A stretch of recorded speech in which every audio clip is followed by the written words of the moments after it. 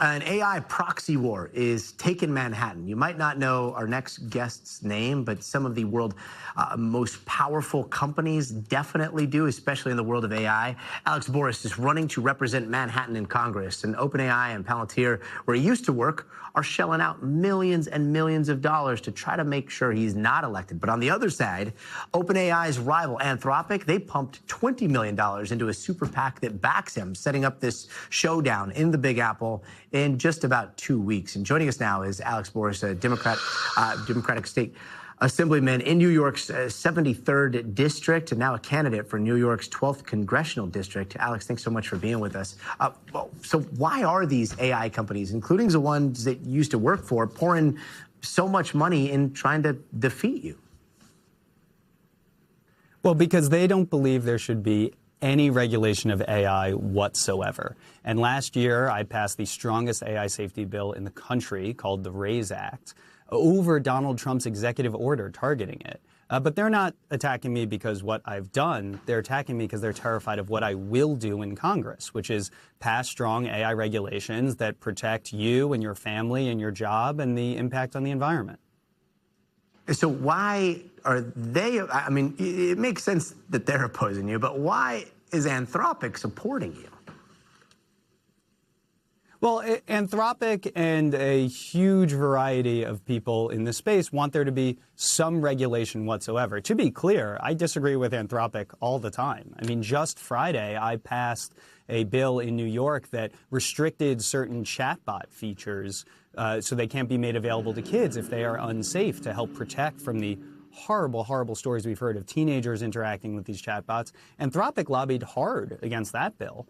My AI safety bill that I passed last year, the RAISE Act, which put basic safety standards on the most advanced AI research, a co-founder of Anthropic did a whole Twitter flame thread about it, opposing it. So, you know, this is not really a proxy war more than it is a few extreme members of the tech industry wanting there to be no regulation whatsoever. And most of the reasonable people in tech, along with labor unions and advocates and parents, saying that is a ridiculous standard. We need some sort of protection here. It's so interesting. The conversation is always, well, we need guardrails. But when you get into the technical specifications for those guardrails, all of a sudden it's like, well, no, you don't understand the specifics. You've worked in tech, right? So what are the tangible guardrails that we can expect? There's a lot that we need to do, and on my website, alexbores.nyc, I lay out 43 specific proposals. But I think the top ones to think about are, first of all, frontier AI labs having regulation that keeps us safe from the absolute worst risks that can come about. A bunch of legislation to protect kids, including around chatbots, as well as how AI is used in schools and how we're educating kids for the future, and protections on the labor force to ensure that government is not incentivizing companies to lay off humans to hire AI, but instead I've put forward an AI dividend plan that makes sure all Americans benefit from any of the gains that can come from this technology. If you were elected here, how would you use AI in congressional office? How would you use it as a congressman, and how do you use it now?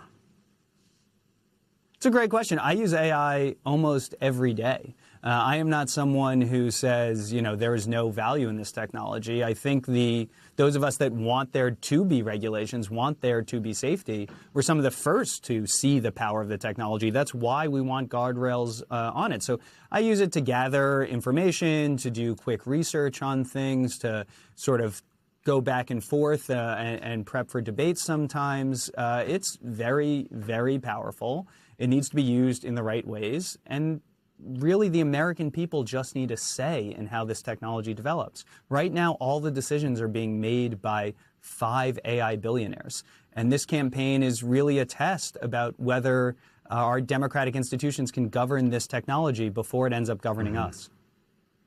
There are the AI billionaires, and then there's also Palantir. And I've been wanting to ask somebody about this for quite some time.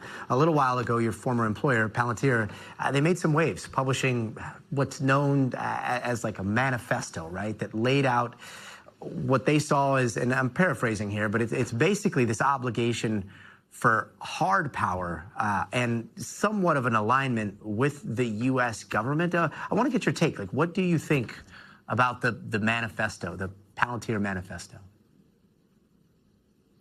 I think tech wanting to work with the U.S. government in general to make it effective would be a good thing. I think companies aligning with this fascist regime is a very bad thing. And I think that manifesto really embraced a lot of Trump's viewpoints on how the federal government should be acting in a way that was really scary to me to see how it has moved. And I can tell you was scary to many of the other people that have worked there and even some of the people who are working there.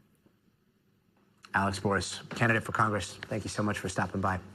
We thank you for watching, and remember, stay updated on breaking news and top stories on the NBC News app or watch live on our YouTube channel.